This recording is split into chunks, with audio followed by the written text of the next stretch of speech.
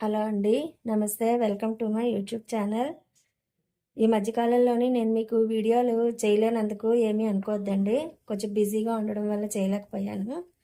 ఈరోజు మనం చేసుకునే రెసిపీ మసాలా మజ్జిగ.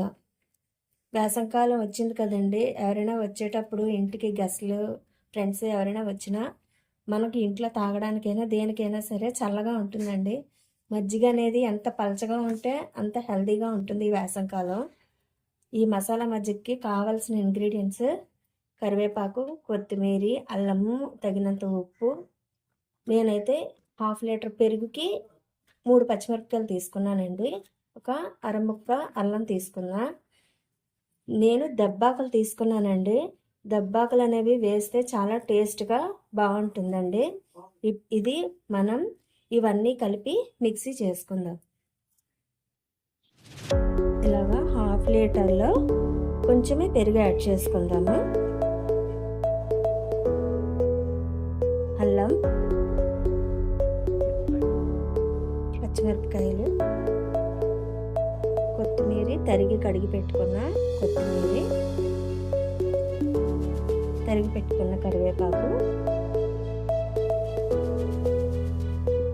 తరిగి పెట్టిన ఈ దబ్బాకులండి. ఇవి పెద్దవిగా ఉంటాయి కావున చిన్నవి కట్ చేసి మనం వేస్తే త్వరగా మిక్సీ అవుతుంది. దబ్బాకులు అనేవి చాలా టేస్టీగా బాగుంటుందండి. కొంతమందికి ఇవి వేస్తారా లేదా అనేది తెలీదు, కానీ ఈ దబ్బాకులు అనేవి వేస్తే ఒంటికి కూడా కొత్తిమీర, కరివేపాకు, దబ్బాకు వేసేది ఒంటికి కూడా చాలా హెల్తీ అండి. దాహాన్ని కూడా కంట్రోల్ చేస్తుంది.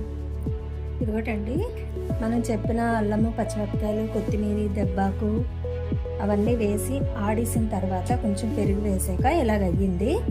దీనిని మనం ఇలాగా వడగట్టేసుకుందాం. వడగట్టుకున్నా పర్వాలేదు, లేకపోతే ఇలాగా అప్లై చేసుకున్నా పర్వాలేదు. దీనివల్ల ఏంటంటే మనకి దీంట్లో డస్ట్ అనేది కిందకి దిక్కకుండా ఉంటుంది. లేదు ఇది ఉన్నా మనకు పర్వాలేదు అని అనుకుంటే అలాగే మళ్ళీ మనం చేసేసుకోవచ్చు.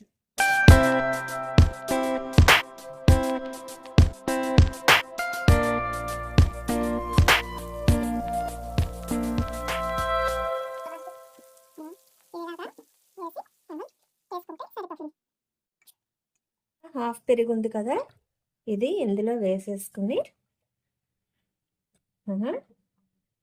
కొంచెం వాటర్ వేసి మిక్సీలో వేయకుండా కవ్వంతో చిలికితే బాగుంటుందండి. ఇది ఇలాగా ట్రై చేయండి. ఇప్పుడు మనకి కొంచెము సాల్ట్ అనేది వేసుకుందాం. కొంచెం వేయండి, సరిపోతే అప్పుడు కొంచెం వేసుకోవచ్చు.